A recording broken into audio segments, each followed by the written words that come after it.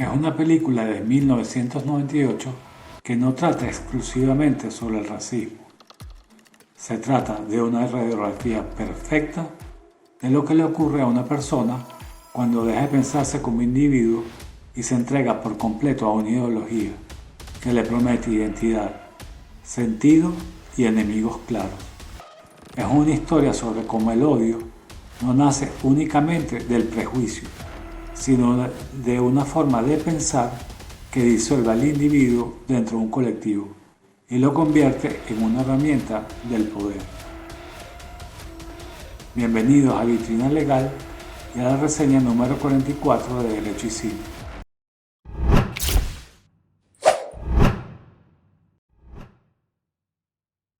El personaje principal, Derek Binger, no nace siendo nazi. Derek es el resultado de una idea profundamente peligrosa: creer que los problemas personales, económicos o sociales no son consecuencia de decisiones concretas, sino culpa de un grupo abstracto. Siempre hay un ellos al que responsabilizar. Ese mecanismo es la base del nazismo, pero también de otras ideologías colectivistas. El mundo polarizado en el que vivimos se divide entre nosotros y ellos, y esa división hace que desaparezca la responsabilidad individual. Recuérdese que la libertad y la responsabilidad son dos caras de una misma moneda. Hay que dejar claro que el fascismo y el nazismo no son ideologías de libertad, son ideas colectivas. Ello porque el individuo no importa. Lo único relevante es la raza, la nación, el proyecto histórico. La persona deja de ser un fin y pasa a ser un medio. Este razonamiento no es exclusivo del nazismo, es el mismo que aparece con distintos símbolos y discursos en el comunismo y en la socialdemocracia, la democracia cristiana y todas las ideas relativas al socialismo. El rasgo que une al nazismo, al comunismo y otras vías de socialismo no es accidental, es estructural. Todos parten de la idea de que la sociedad debe ser diseñada y corregida desde arriba. Comparten una visión constructivista, según la cual el ser humano no es un sujeto libre, sino un material moldeable al servicio de una nueva ideología y de una forma de vida impuesta. En estos sistemas, el Estado concentra el poder, actúa de manera represiva y arbitraria y se burla del Estado de Derecho cuando éste estorba a sus objetivos.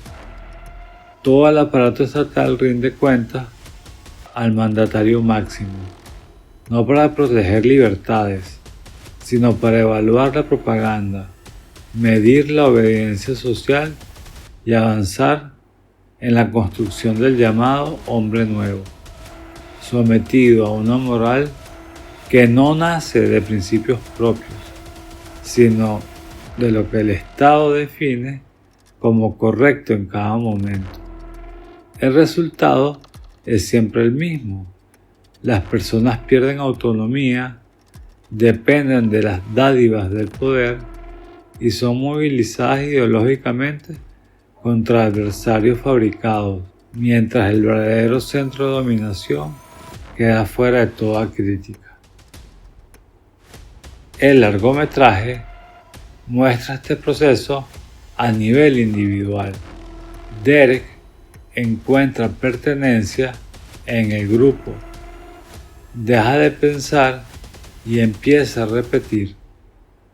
Deja de cuestionar y empieza a obedecer.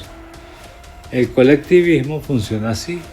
Ofrece respuestas simples a problemas complejos y te quita el peso de decidir por ti. A cambio, te exige lealtad absoluta. La prisión es el punto de quiebre.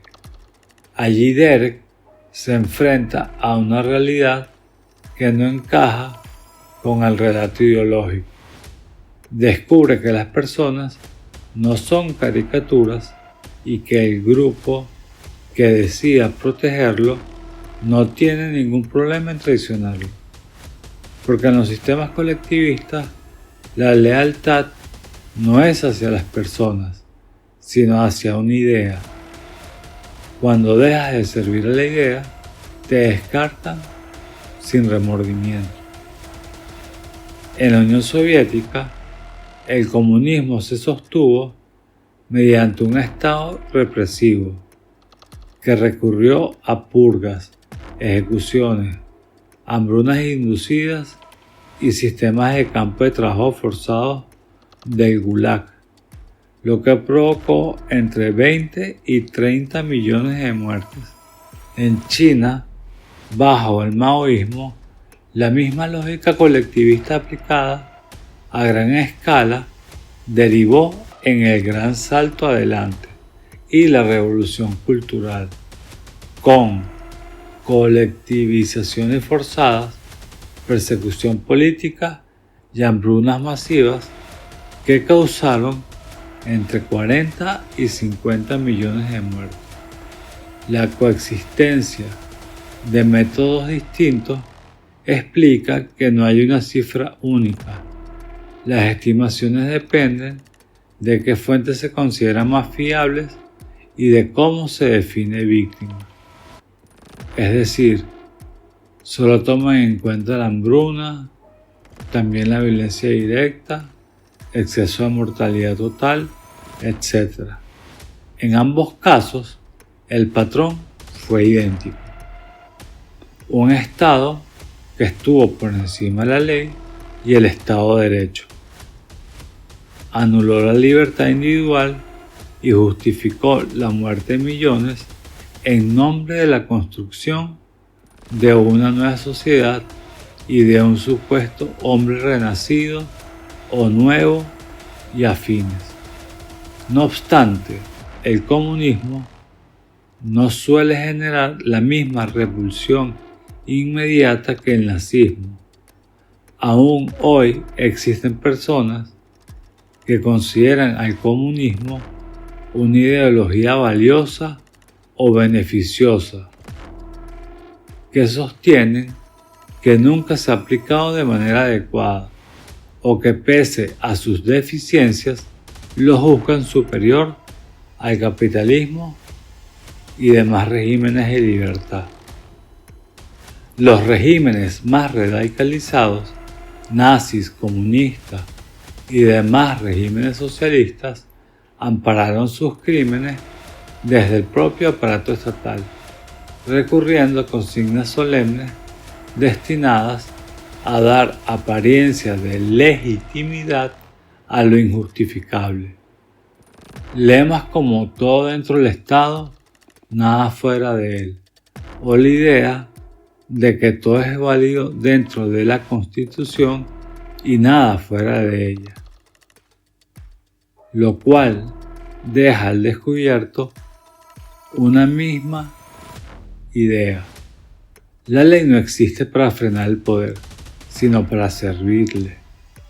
En estas ideologías, la Constitución no es un límite, y mucho menos una garantía para el individuo, sino un documento flexible, moldeable, según las necesidades del Estado y del colectivo, utilizado para justificar la represión, silenciar la disidencia y presentar la violencia como un acto legal y moralmente necesario. El largometraje en cuestión no predica, muestra. El odio no mejora la vida de Derek, la destruye. No protege a su familia, la expone. No le da propósito, lo convierte simplemente en un instrumento. Y cuando finalmente empieza a pensar por sí mismo, rompe con el colectivismo y asume responsabilidad individual. El daño ya está hecho. La película funciona como una advertencia, no solo contra el nazismo, sino contra cualquier sistema que le diga a las personas que no piensen, que no cuestionen, que odien en bloque y que entreguen su criterio moral al Estado, porque cuando el individuo desaparece, la violencia siempre ocupa su lugar. La libertad no es un concepto abstracto, ni un lujo prescindible, es la condición básica del ser humano que permite a las personas ser responsables de sus decisiones, corregir errores y convivir sin imponerse unas a otras. Cada vez que una ideología promete un mundo mejor a cambio de sacrificar la libertad individual, la historia demuestra que el precio se paga en vidas humanas. Defender la libertad es en última instancia defender la dignidad de cada persona frente a cualquier poder que pretenda moldearla, controlarla o utilizarla en nombre de una causa superior. El individualismo no significa aislamiento o indiferencia hacia los demás. Es el reconocimiento de que ningún poder central posee el conocimiento suficiente para dirigir la vida de millones de personas sin causar daño. Se reafirma que cada ser humano es un fin en sí mismo y no un recurso al servicio de otros. El individualismo defiende la autonomía moral, la responsabilidad personal, la libertad de elegir y la posibilidad de llevar a cabo el proyecto de vida que se hayan trazado los ciudadanos. Frente a ideologías que glorifican al colectivo y diluyen la culpa en masas anónimas, el individuo recuerda algo esencial.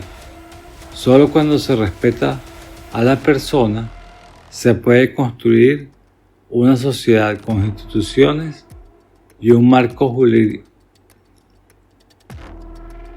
Frente a ideologías que glorifican al colectivo y diluyen la culpa en masas anónimas, el individualismo recuerda algo esencial. Solo cuando se respeta al individuo se puede construir una sociedad con instituciones y marco jurídico de libertad o inclusivo.